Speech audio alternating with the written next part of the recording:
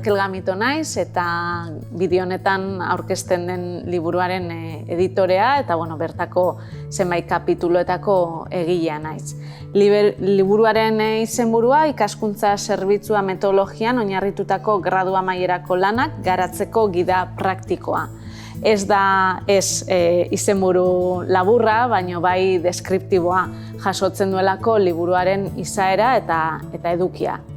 Liburua kokatzen da unibertsitateen esku liburuen bilduman eta jorratzen ditu gehien bat bi gai. Alde batetik ikaskuntza zerbitzuaren balioa eta bestetik gradu amaierako lanen oinarriak. Dena den, bi gai horiekin batera, garapen iraunkorrerako helburuak, justizia soziala edo gaur egungo ikasleen garapen profesional eta pertsonalerako erronka berriak ere jorratzen dira.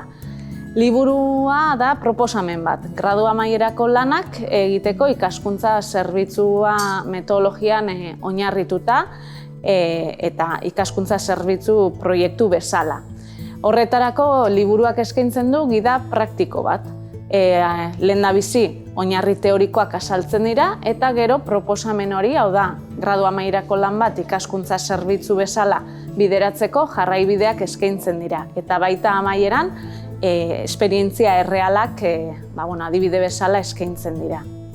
Uste dugu liburua bai irakaslentzat zein ikaslentzat baliagarria izan daitekeela, alde batetik ikaskuntza zerbitzua metodologia aktibo bezala kokatzen duelako eta horrela ulertu dezakegulako zergatik egiten duen bat gaur egungo unibertsitatearen erronkekin eta bestetik gradu amaierako lanaren oinarriak azaltzen direlako eta ikaslentzat edozein dela bere gaia, garrantzitsua da jarraibide horiek, fase horiek ondo barneratzea.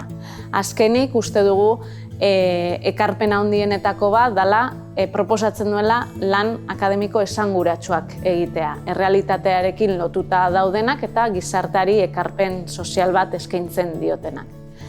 Esan bezala taldean egin dugu eta talde horretako partaidek baita hartzen dute parte ikaskuntza zerbitzuan oinarritutako proiektu batean. Orduan, esperientziatik idatzitako liburua da eta horrek lagundu du kapitulen arteko dinamismoan. EHU eta UEuren arteko koedizio bat da eta eskuragarri dago bai paperean zein formatu digitalean.